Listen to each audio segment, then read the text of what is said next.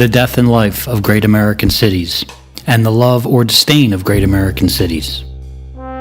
Jane Jacobs, History, Theory, Legacy.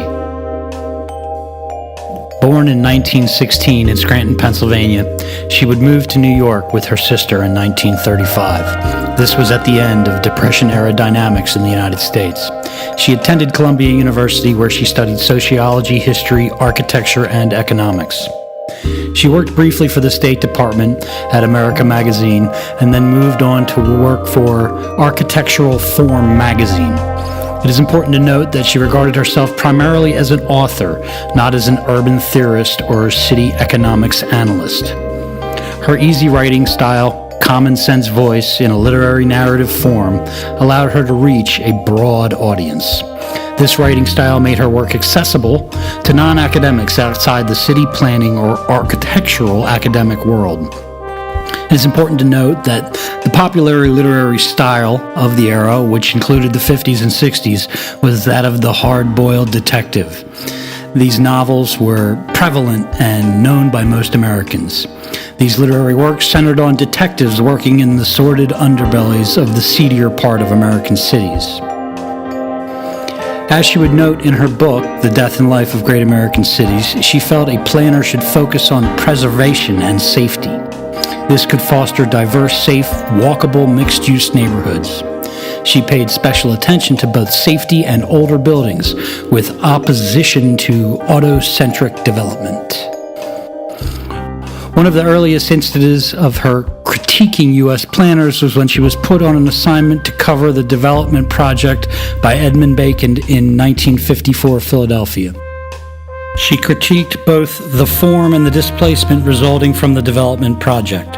Later, in 1956, she had occasion to fill in for a colleague for a speaking engagement at Harvard University. She indicated that she felt planners were missing what made the city work. She felt that the chaos and disorder that planners sought to organize was one, if not the primary asset of the city. Professional planners, to Jacobs's critiques, were certainly noted as sexist in nature. Professional planning was a male-dominated field in both practice and academia. The idea of chaos as an asset would be the primary correlate to her street ballet concept. The Death and Life of Great American Cities, published in 1961, gained widespread exposure due to its combination of easy narrative, hard-boiled fiction, and Dickinsonian tradition. Much like a Dickens novel, something many Americans were familiar with, the work examined the city from slum to upscale residence. The storytelling ability set the table as urban renewal and freeways came to New York City. Jacobs had settled with her husband in Greenwich Village on the Lower West Side of Manhattan. This was a diverse neighborhood with both poverty and middle class amply represented. It is also important to note the cultural explosion in Greenwich Village at the time. It was a hotbed of music, poetry, and counterculture. Andy Warhol, Jimi Hendrix, and the Beat Generation poets and writers all conglomerated in this neighborhood. The entrepreneurial aspects in the world of the arts, which were occurring in Greenwich Village at the time, are well known. As urban renewal came to the forefront at the federal level, the battle lines would be set between New York master builder Robert Moses and Jacobs's interest in preserving her neighborhood. With the freeways and slum clearances coming, the battles between Jacobs and Moses would be etched into the lore of New York City forever. Robert Moses, the master builder and city planner of New York City, already had a long legacy of capital improvement and large real estate projects going back before World War II. As the war ended, the rush to modern technology as the promise to solve society's problems gripped the nation. A friend and true believer of the city planning espoused by Le Corbusier, city buildings to house the residents could be built upward to the sky, and the ground level could be designated to cater to the automobile. There was very little concern in terms of leveling old neighborhoods or entire properties, nor those whom were displaced. Moses and several master planners of the time felt that drastic measures had to be undertaken to cure the ills of the city. When the Housing Act of 1949 passed, with its Titles 1, 2, and 3, federal dollars were allocated to slum clearance, FHA guaranteed loans, and federal subsidies to build public housing. Huge sums of money would fly from Washington, D.C. to New York and all American cities to level neighborhoods deemed undesirable, then to build public high-rise housing. In the case of New York City, Moses enjoyed an almost absolute control as head of upwards to almost 12 government offices simultaneously. He became the sole arbiter of what was to be destroyed, what was to be built, and where it was to occur. As Moses was an unelected official, there are certainly concerns as to the democratic process and those who hold the purse strings of government monies.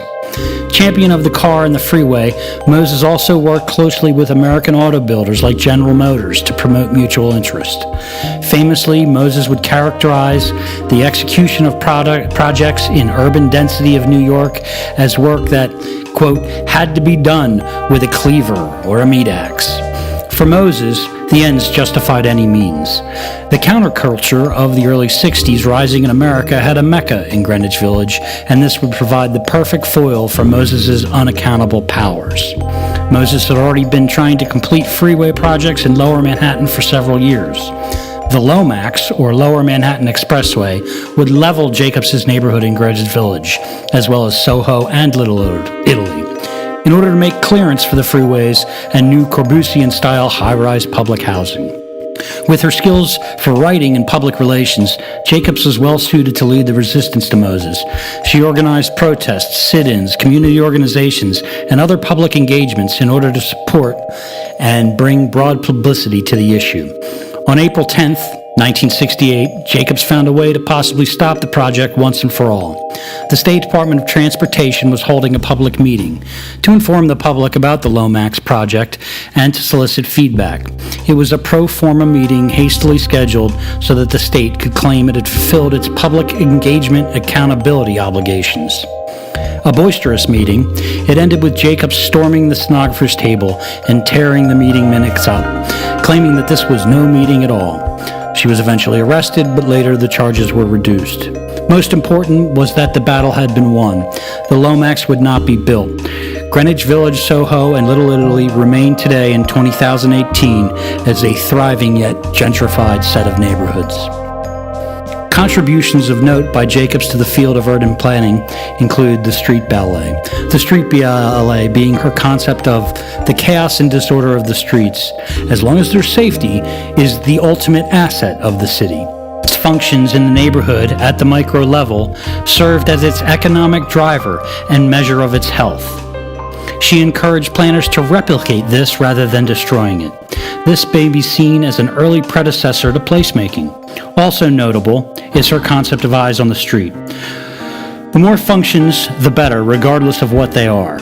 Jacobs would comment that bars, something one may not see as an asset on their block, serve to provide eyes and security in the wee hours of the night, keeping crime rates down. The Corbusian high-rise models did just the opposite, separating residents from the eyes that provided their security and the diversity of functions which provided the basic economic framework. She would advocate for sidewalk safety and mixed use, where eateries, varied citizens, tourists, businesses, upper or lower class would all mix into the dynamics which would ultimately made for a healthy and prosperous neighborhood. Draw parallels between her economic vision on the local neighborhood level with today's planning concepts of cluster analysis or mixed use. Jacobs' legacy is one where she attacked professionals, planners at the time. She felt behavioral observation was contradictory to the models professional planners, especially Moses, were designing in theory and practice. As activism emerges in the 1960s, she is a prime example of advocacy planning, civil disobedience, and the power community organization has as a primary component of urban planning. The four major components of Jacobs' planning theory are mixed use, small buildings, aged buildings, and density. Later in life, her publications concerning the economic underpinnings and functionality of the urban neighborhood setting would be fundamentally based on these principles. It is noted that these principles can be seen today in the plans built by local municipalities. Enterprise zones and mixed-use codes to reinvade a hollowed-out community are commonplace. An interesting duality to Jacobs' perspective is the coexistence of both leftist grassroots activism as well as championing of free markets and small-scale capitalism. A fundamental critique that has emerged is the preservation resulting in exorbitant gentrification. Locations where the large housing projects associated with concentrated poverty where they weren't built, the preserved older buildings often served as locations for higher income residents to arrive and displace the poorer residents. It is also important to note that Robert Moses, champion of the urban expressway, did not drive himself and had no love for the city. It seems that many master planners of the time had an inherent dislike for the vital diversity of the American urban centers in the 60s. It becomes an issue of does the planner want to improve or replace the city? It seems intuitive that the individual planning city improvements should have an affinity for the assets which already exist. In closing, it can be important to assess the varying results in America today in terms of the concepts Jacobs espoused. The blue squares are Greenwich Village and the surrounding neighborhoods today. They can be seen leading right up to the waterfront. Conversely, in the red squares, today's Philadelphia, where expressways, 95 and 76, were laid parallel to the rivers, leveling neighborhoods in their wake. The difference in development is stark. In Philadelphia, much of the development has still not recovered.